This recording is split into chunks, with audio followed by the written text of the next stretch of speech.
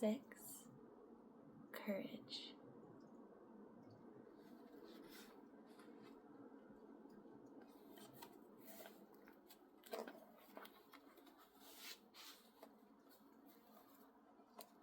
A Great Rushing of Wings by Lindsay, Squire. The girl had gone down into the valley of death, and she had come back, bringing a new life into the world. Now she lay quietly, scarcely breathing, her lips parted in a tired, contented smile. The village doctor was speaking in a very low voice to the midwife. A pity that fall she had when she learned of Pierre's death. The little one here, he will never walk. The legs are paralyzed. The closed eyes of the girl's mother flashed open, big and dark and filled with tragic pain. Monsieur, doctor, she faltered weakly, I heard you say, or perhaps I but dreamed, my baby, he will be strong and healthy? The doctor turned his honest, embarrassed face away. Oh, to be sure, he mumbled, he will be strong enough. Listen to the young rascal trying out his lungs. The girl half rose from the bed. But you said, the midwife pushed her gently back against the pillows. There, little one, do not excite yourself. Monsieur Doctor, what does the old fool know about the babies? Pah! I was helping to bring babies into the world when he was spilling soup on his schoolboy blouse. But the girl lay back with closed eyes, and great tears welled from beneath the blue-white lids and streaked the pallor of her cheeks. Her lips were trembling. Do not trouble to spare me, Mother Bouchard, she whispered. I dreamed that this thing would be. I dreamed that my baby crawled on the floor, dragged his little helpless limbs, and cried out to me, stretching up his tiny hands. It is my punishment. I love Pierre too much, more than God. The midwife patted her cheek and smoothed the soft black hair from around her face. Not so, my little one. Your love for Pierre was beautiful, and his for you. Never let yourself think that the good God would punish one of his children for a holy love like that, she said. This misfortune which has come upon you, the honest doctor, used as he was to scenes of sorrow and bitterness, hesitated, blew his nose, and turned away, unable to finish the sentence. The dark eyes opened wide once more. Then it is true. The doctor hesitated, then sighed. Yes, my little one, I am afraid so. Pierre Sansou, they had called him, that roll-licking, improvident young fiddler who had won the heart of the maid Jeanette. And now he was gone, thrust violently through death's door, just when the great joy of parenthood was about to bless their union. Death, as well as life, had made bitterly truthful the laughing nickname by which the villagers had called Pierre. There was nothing left, not a sou.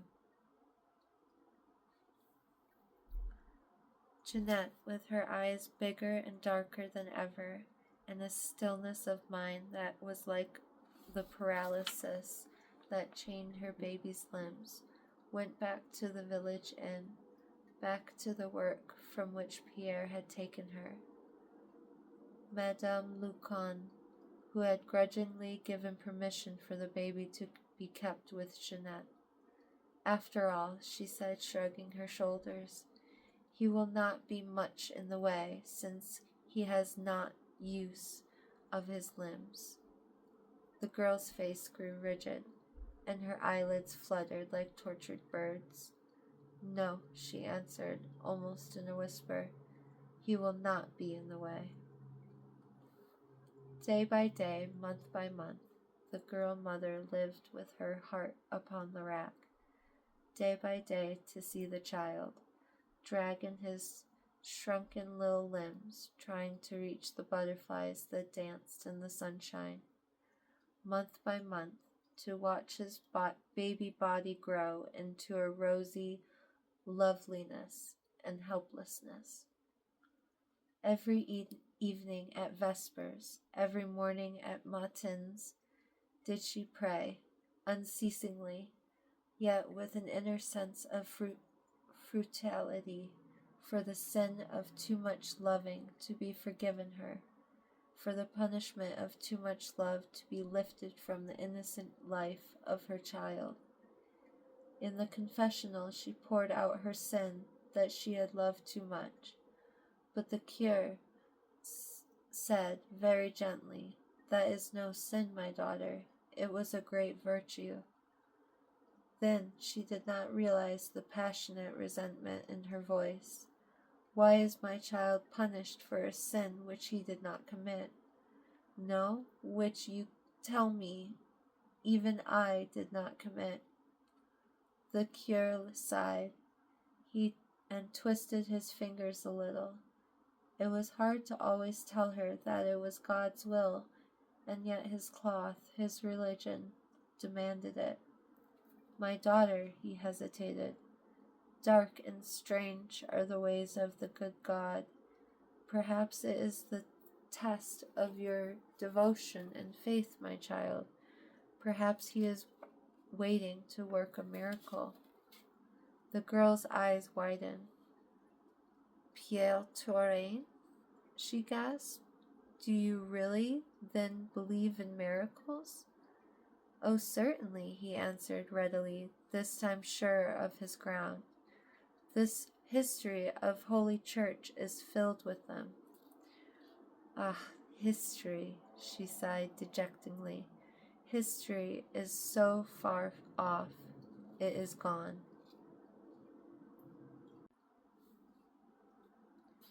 The summer passed, and the autumn.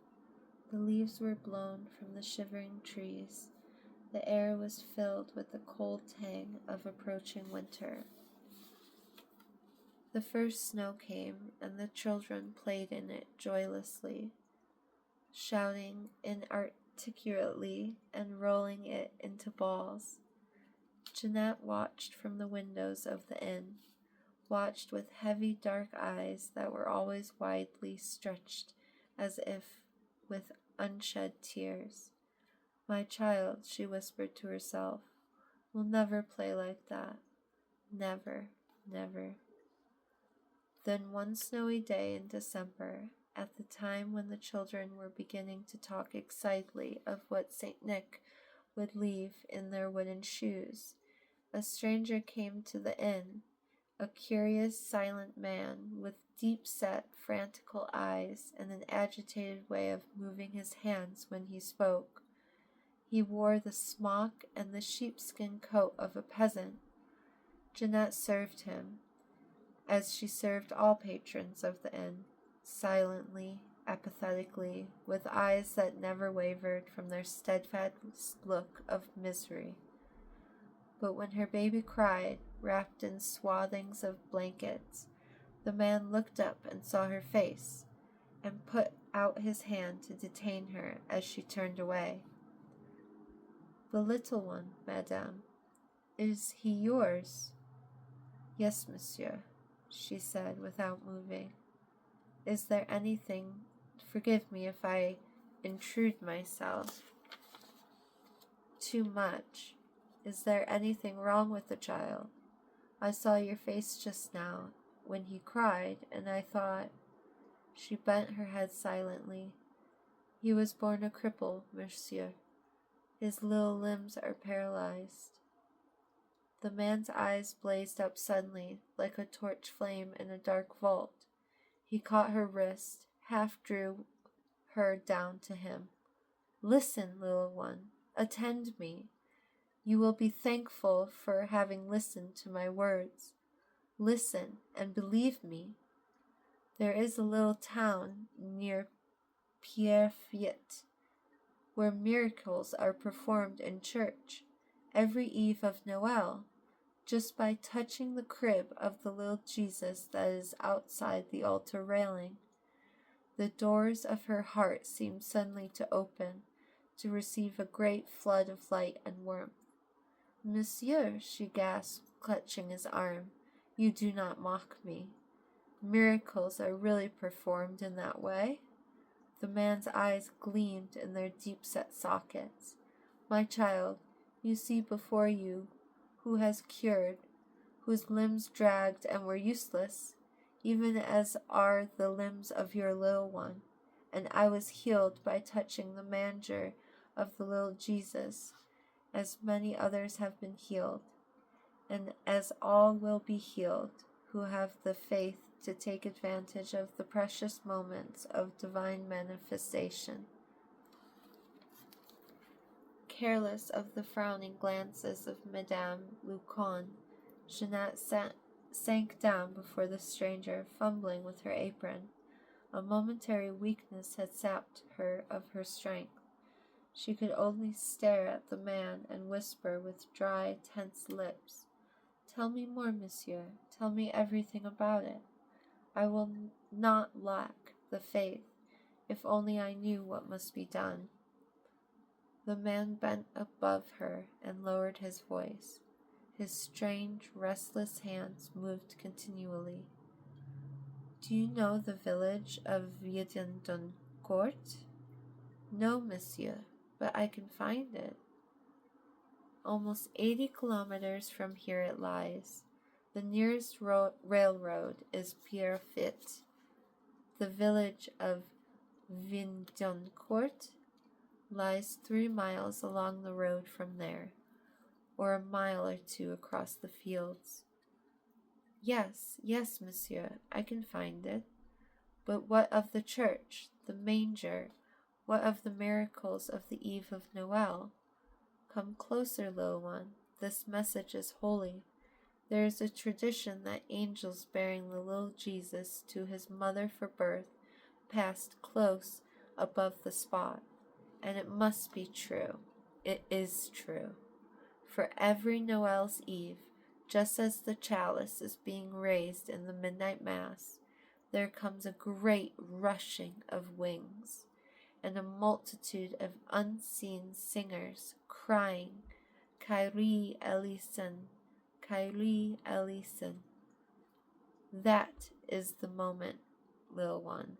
The air is filled with the rustling of angels' wings, the sweeping of their garments, the ecstasy of their presence. At that moment he who would be healed has but to touch the crib by the altar rail, and he shall be made whole. But, she stammered, my baby cannot pray. No, but you, his mother, can, and your voice in petition will reach the angels as they pass over. Behold me, little one.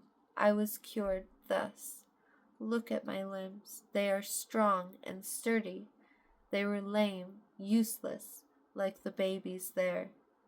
He arose abruptly, stared out at the snowy twilight, and fumbled for his cap. Yes, like the babies there, he fumbled. Flung down a coin on the table, and passed out into the snow and darkness.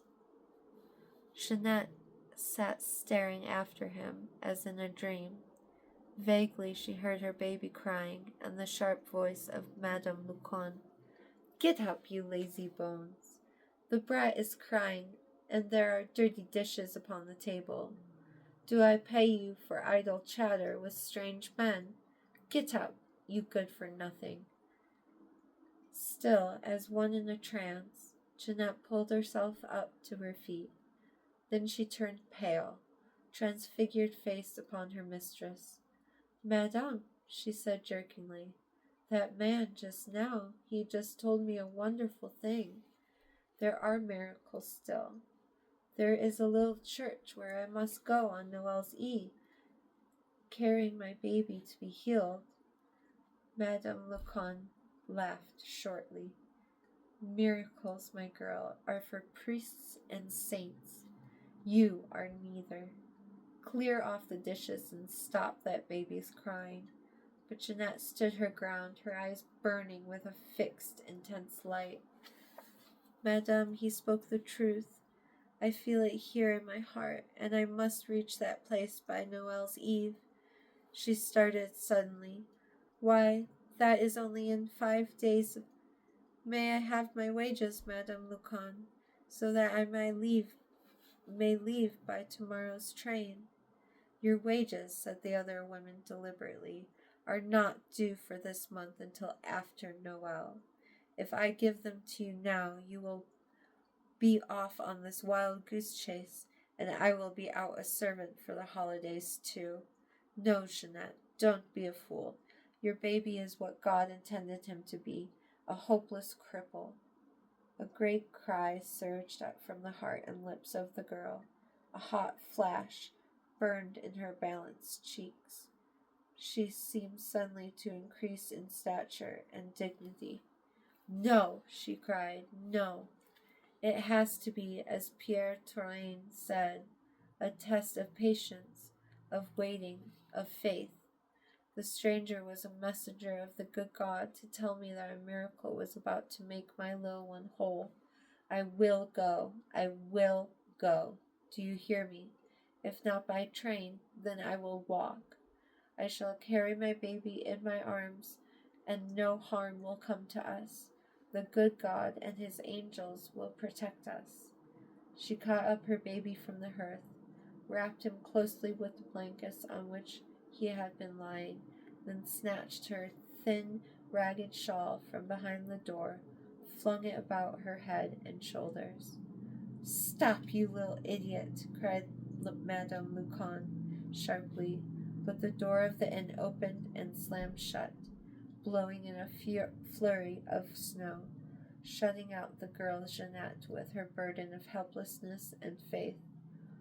All the long night the girl walked along the snowy road that led north towards Vidincourt. She had to rest many times, for her arms were stiff with the unaccustomed weight, and her feet had become numb with the cold, but the snow had ceased to fall. The moon came out from behind white, billowy clouds, and the world a shimmer with silver light. There was no wind, and the cold had lessened. So the girl who had stopped under the protecting shadow of a wayside shrine nursed her baby, smiled with a warm, contented joy as the little lips nuzzled against her breast. Then she went on, the only living thing upon the road of silver and moonlight, and the baby slept, with its downy head snuggled into a warm wrapping of the blanket.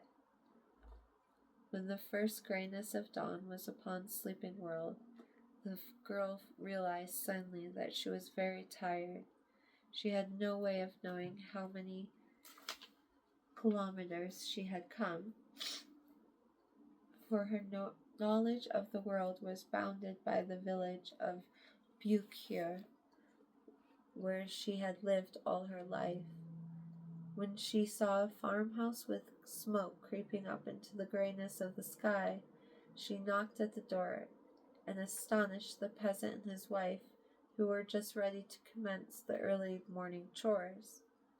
Might I ask for a little milk? She faltered. I have come a long way. The heat of the room swept toward her, and the overwhelming wave, making her very drowsy. She swayed as she stood in the doorway, and the two peasants staring at her became unreal and wrapped in a hazy mist. A very long way, she repeated, and sank down gently, with her eyes drooping shut. When she awoke, it was with a delicious feeling of warmth and lassitude. There were little homely noises around her, the cluck of chickens, the soft snapping of a fire, the distant crowing of a rooster, the scraping of a chair on the floor. Then, as realization came back to her, she sat up sharply, pushing back the quilt that had laid over her. There was an ache in her arms that made her wince with pain when she moved them. The peasant woman was regarding her kindly with a frank curiosity. "Well," she said heartily, "have you slept long and soundly? Tired indeed you were, little one." "My baby," said the girl faintly, still dazed with sleep. "Oh, the little chick is safe enough, lying over there in the sunshine, trying to play with his toes. His legs, forgive me, are they not?" The girl burst into sudden tears. "Oh, yes, madame, they are paralyzed, and I could sleep. I could forget the needs of my little one. Tell me, I beg of you, how far have I come from Beaucure? Beaucure? Oh, perhaps 7 or 8 kilometers? You walked all the way last night?" The peasant woman's tone became a little suspicious. Yes, but oh, that is not far enough. I have so far to go, so far, and I could sleep." She went to her baby, whose mouth was puckered into intent concentration. He was trying his best to reach his toes, to bring up little shrunken limbs, so that he could try to taste the limp white foot. An empty nursing bottle lay beside him. "Oh, madame," the girl said with tears in her eyes, "I thank you for your goodness. I am trying to reach Vindencourt by Noel's Eve, where a miracle will make my baby well. I thought my faith and courage would be stronger than to let myself sleep as I did." The peasant woman shook her head dubiously. "Miracles," she repeated. "I am afraid. Well, at any rate, refresh yourself with milk and bread. If you must go so far, you must not neglect the needs of your body." Jeanette ate and drank ravenously, hastily. The sun, well past the high point of noon, was a constant reproach to her. The peasant woman busied herself with the sewing of the blankets into a kind of pouch so that the baby could be carried upon the girl's back. Then she brought out a quantity of unspun wool and put it in the bag. "This will make the journey more comfortable for you and for him," she said practically. Then she wrapped a piece of black bread in a paper and gave it to the girl. "May the good God bless you for your kindness," said Jeanette gratefully. "As soon as I can, I spare the prayers for my baby's needs. I will remember you every night." "Good luck to you and the miracle," responded the peasant woman, watching her from the doorway. Now upon the third day, when she was so utterly weary of mind and body that she felt nothing, only a numb, constant aching in her limbs and shoulders, she realized that a hearty voice was hailing her, and a team of oxen had stopped beside her. A young man with ruddy face and smiling blue eyes walked beside them with a long goad pole in his hand. "A good day to you, mademoiselle," he greeted her. "You look tired. You may ride upon my wagon if you like."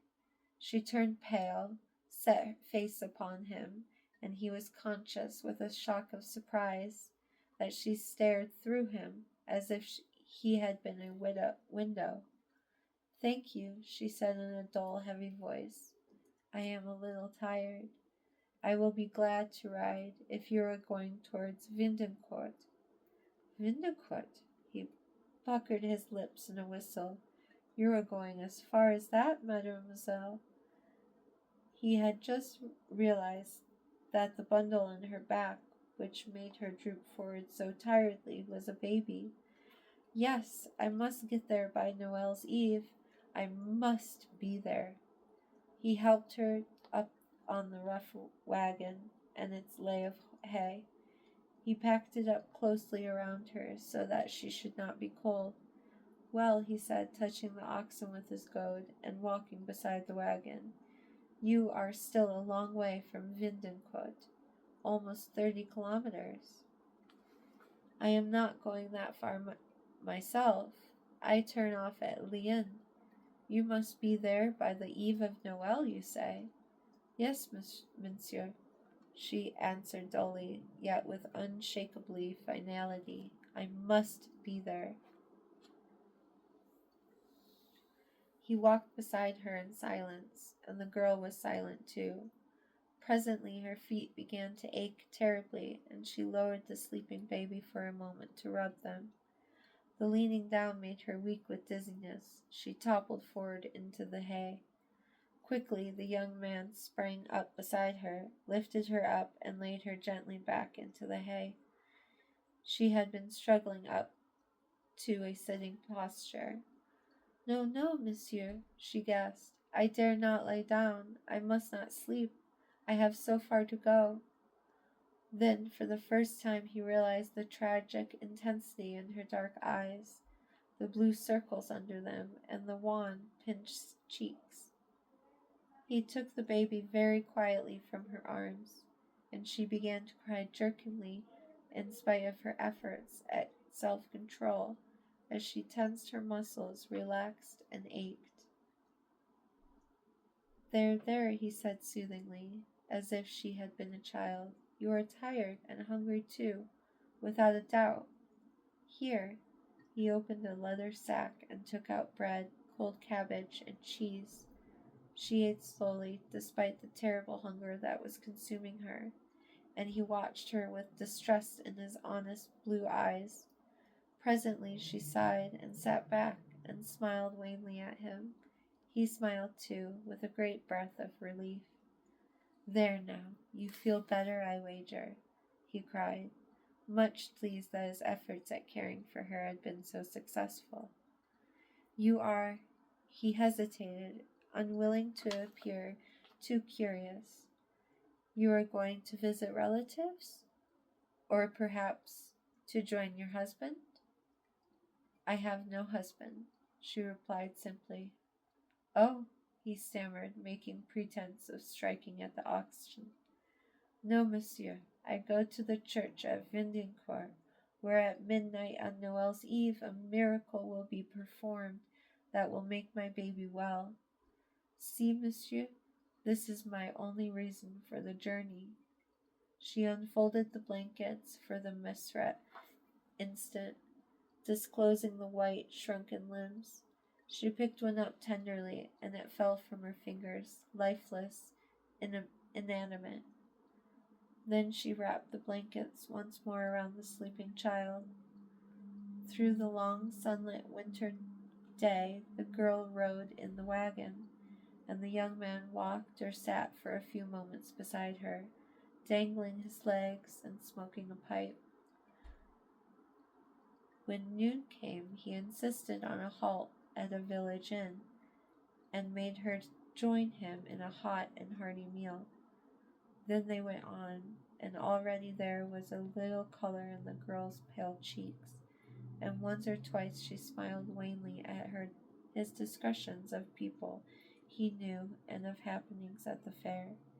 He liked to see her riding there in the hay with the baby at her feet, and he sighed a little when he thought of how soon she would be gone, and that he would not see her again. At last they approached Lyon, where the roads forked. He was walking moodily by the wagon, striking the ground with the ox goad. Presently he looked up at the girl, his pleasant face flushed and glowing. You will pardon me if I seem too bold, he said with some difficulty, but nothing is ever gained by letting a golden moment slip by. Yonder is where the road divides, and I must go on to Crewe, because I have been promised this hay to my cousin there. Now, he took a long breath and looked at her boldly. Now you must go to Vidincourt? Look you, madame, I am unmarried. I have a little farm that makes me a good living. I can afford a servant. Yes, easily, for I am a hard worker. I have not cared much for women, of this I assure you, for all the girls I have known seem very silly and giggling. Would you not consider going with me to Crewe, and standing up with me in the church at the morning mass on Noel? I have faults, yes, certainly, but I have no bad temper, and I am fond of children. She stared at him with wide, startling eyes. Why, monsieur, she faltered, that is impossible. I have told you about the little one. Yes, I know, he said eagerly. But come now, miracles do really happen nowadays, and many children are cripples, yet they live well and happily. I will make the little fellow a swinging chair, so that he can play in the sunshine all day. Believe me, madame, I would be good to him, and you. I am sure of that, she said in a low tone. But for the moment he misunderstood her. If you are thinking of the baby's having no father, do not let that trouble you. These things happen. It does not matter. A hot flush stuffed her pale face. Monsieur, she said with dignity, my husband is dead. Oh, he said, biting his lip. I beg your forgiveness, truly I do. It does not matter, she said gently. In any case, I must go on. I must read Vadencourt by the eve of Noel. I cannot think of anything else. I assure you I cannot, monsieur. Well, then, he persisted. What will you do after you accomplish your purpose in Vadencourt? I do not know, she said dully. I have no plans. You will stay a little while in that town? Just a little while? He begged. Look, I will be in Crewe by tomorrow night at the latest. I can leave my team there and come by train to Pildenfit and walk over to Vadencourt. I can be there early on Noel. Only say that I will find you there, and that we can talk further. For the first time she consciously saw his face, and it came to her with a shock that there was something about him which reminded her of Pierre. Perhaps the blueness of his eyes, or the way he was always laughing. But she shook her head gently.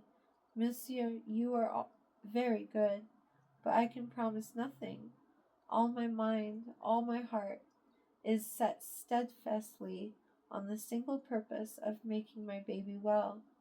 I should be unworthy of God's great love and his willingness to work a miracle for my little one if I gave one thought to my own comfort or fortune. He smiled at her, and it did not seem as if he took her words for a refusal. I like that in you, too, madame. Well, you must go on, I can see that, and may God be good to you and give your heart's desire. But remember, I too now have a heart's desire.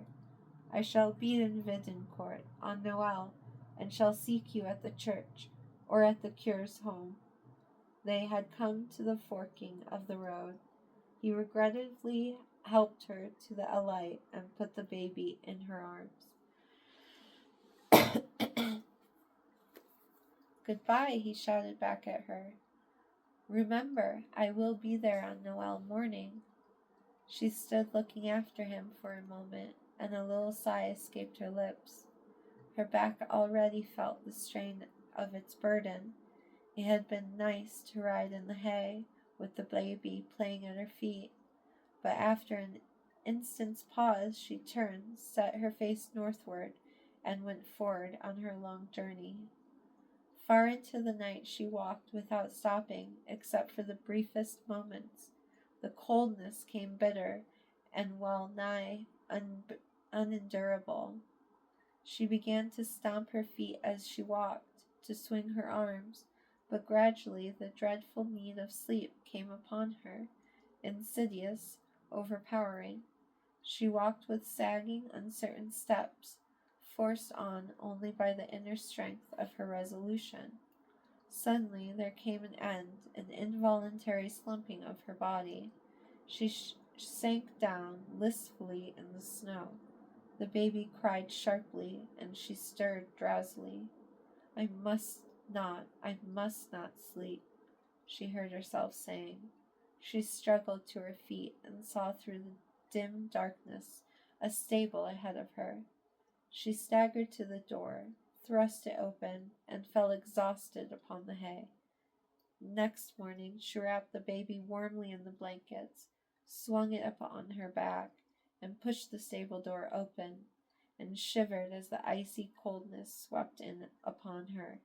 And yet, she said, lifting her face to the dull sky, tomorrow will be the eve of Noel. I have come this far by the grace of the good God. Surely strength will be given me to come safely to the church of the great miracle. It was the eve of Noel. The lights were lit in every window of Pedernfit. There was the sound of laughter and of music. In the little church the lights of many candles gleamed, and in front of the altar was an amazingly realistic stable, with its manger and kneeling oxen, its shepherds and its wise men, and last but not least, the mother and child. There were many people in the street, and many calls of the joyous Noel neighbor. The snow was fluttering down in soft, caressing flakes. At the end of a narrow street, a band of children were singing carols. Their high, treble voices broke into laughter as a door opened and a shower of cakes and candies were thrown at them. Softly, clearly, came the tolling of the church bell, ringing for the midnight mass. The cure's sister, who shared with him the little stone house beside the church, had just put on her bonnet and cape. There was a knock at the door, a curious pounding knock, as if someone outside was beating on the door with clenched fists. She smiled, thinking that it the prank of boys, or perhaps some hardy peasant stopping to leave an offering of poultry for the cure. Still smiling, she opened the door wide and caught her breath with the unexpectedness of what she saw. A girl, snow-covered, hollow-eyed, with lips that were blue and pinched, stood there trembling, clasping a bundle in her arms. Is this the cure's house? She said with difficulty. Yes, yes, answered the cure's sister, regaining her faculties with practical swiftness. Come in and may God be with you. She pushed forward a chair, but the girl stood still in the doorway, swaying. No, madame, she said in a flat, barely audible voice. I cannot sit down. I dare not. There is a little strength left in me, and I must save it. This is Vidincourt, is it not? No, said the cure's sister briskly. This is Pierrefitte. Vidincourt lies 3 miles along the road, or one may cut across the fields a mile and a little over. She was startled by the wrenching cry of the girl before her. Not Vidincourt! Oh, madame, I thought I had reached the end of my journey. I am afraid I cannot go on. The cure's sister pushed the girl into the chair. Well, is it so important, my child? You are tired, and there is a warm bed that will give you shelter for tonight. Oh, so important, cried the girl, who had heard only the first words. I must be in the church of Vidincourt at midnight mass when the chalice is lifted. I must lay my baby in the manger so that he may become cured of his sickness. The cure's sisters stared at the swaying, ragged figure. You have a baby there? And it is sick? Yes, madame, look. The girl drew back the blankets and showed the tiny body with its shrunken, paste white limbs. The cure's sister explained in pity. The poor little one. But why must you take him to the church at Wittencourt? I do not understand. For the miracle, madame, the miracle. The miracle, repeated the woman in a puzzled tone. What miracle do you expect, my child? Oh, madame, surely you have heard of it, since the town is so near. At midnight, when the chalice is lifted in the Mass, there comes a great rushing of wings and unseen voices chanting Kyrie eleison, Kyrie eleison. And at that moment, if no one but touches the manger of the little Jesus outside the altar rail, all sickness is cured. Surely you have known of miracles being thus effected. The cure's sister was looking at the girl with a strange expression of dismay and uncertainty. A phrase in the girl's impassioned recital had caught her ear and echoed now in her mind.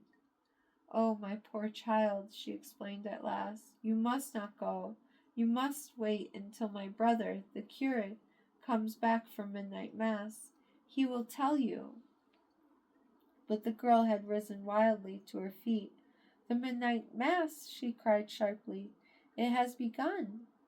As if in answer came the distant tinkle of the scarcity bell. The girl rushed to the door, flung it open, and staggered inside. Which way? Which way, for the love of God? The cure's sister sought to stop her, but it was like stopping the wind. Child, child, she called, but the girl was out upon the street.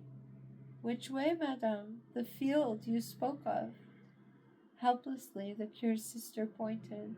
She called out again, but the girl had disappeared, stumbling through the snow, with the baby clasped tight against her breast. The cure's sister shut the door and stood frowning. My brother should know of this, she murmured to herself. Where before the girl had plodded heavily, almost numb from the lack of sleep and rest, now she ran, stumbling and sobbing, plunging across the field that spread out, broad and white as a funeral sheet, toward the distant town of Wittencourt, where the church steeple and the roofs were black against the sky.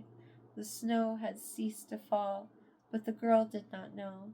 A raging blizzard could not have stopped her or turned her aside. Her running feet crunched on the brittle surface of the field, but now and then there would come a soft spot through which she fell, almost up to her knees. An insane recklessness had seized upon her now, a defiant disregard for obstacles, for the cold, for the racking breath that could cut her lungs as with a knife, for the crying and the jostled baby. There, my little one, she said through clenched teeth. If I hurt you, forgive me. There is no time now to be gentle. We must reach the church in time. We must reach there before the chalice is raised. She ran on and on. Her breath came in whistled snatches. There was a red mist before her eyes. No matter, no matter. The baby cried shrilly, twisting its imprisoned body as best as it could. No matter, no matter. With glazed eyes, with mouth half open, with sagging, desperate feet, she ran on. Now the houses loomed more plainly against the sky. Wiedencourt, at last. Soon the houses rose up all around her, as if by magic. She was swaying like a drunken woman, reeling from side to side. She could not see. There were shadows everywhere, houses. Where was the church? There were no lights in the windows, but how to reach them? She staggered towards the nearest one. She pitched forward headlong on the steep of some building. She lay there for a moment, stunned, but the snow was soft and had broken her fall. She beat the snow out of her, all but blinded eyes. Oh, God, she sobbed out. Do not let me fail now. Show me the way. Give me a sign.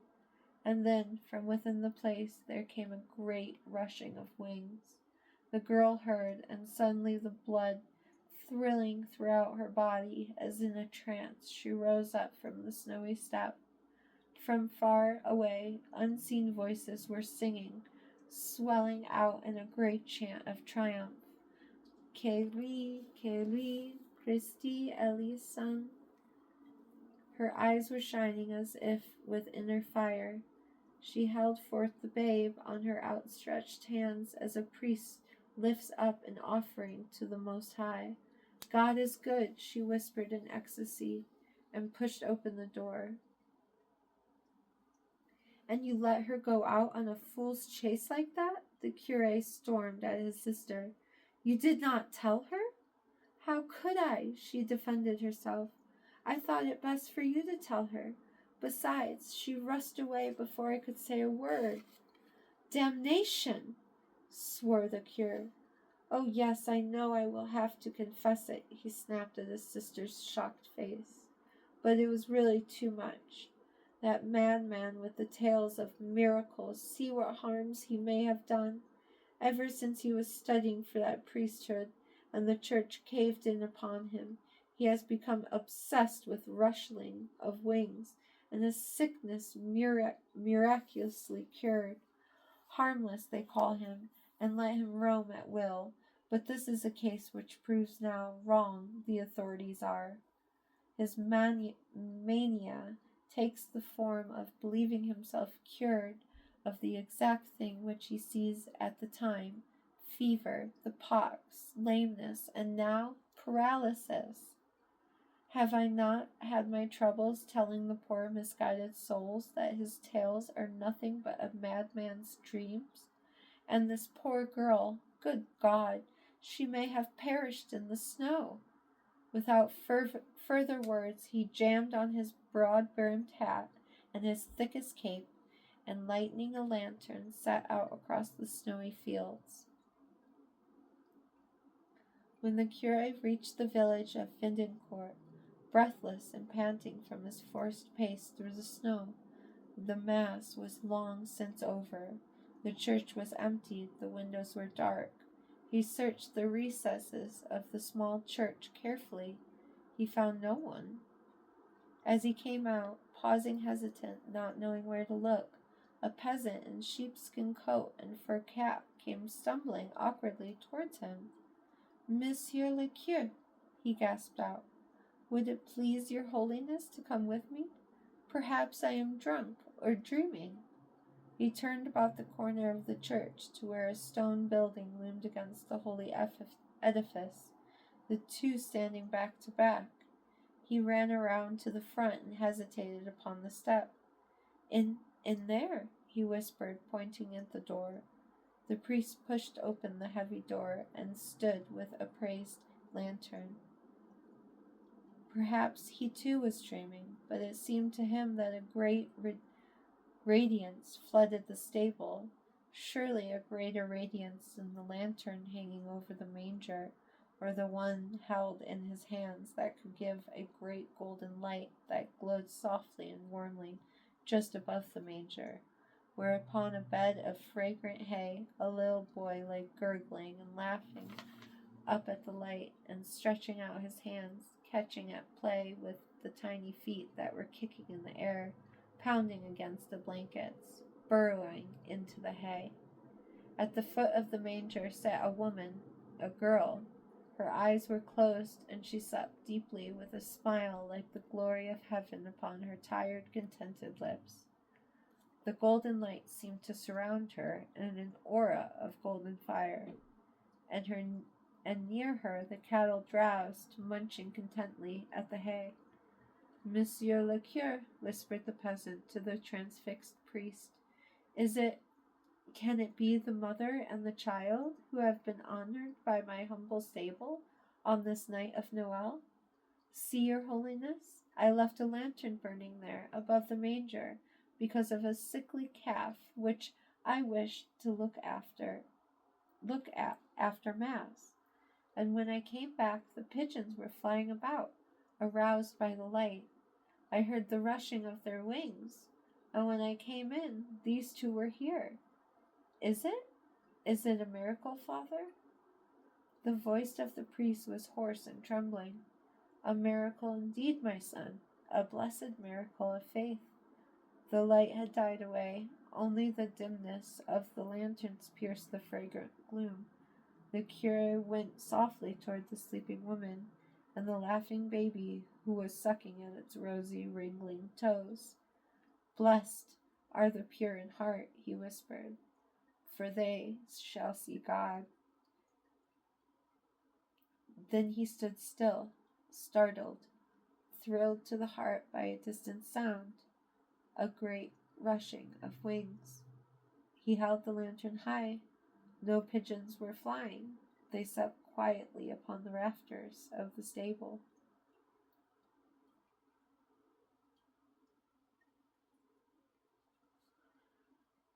Beautiful.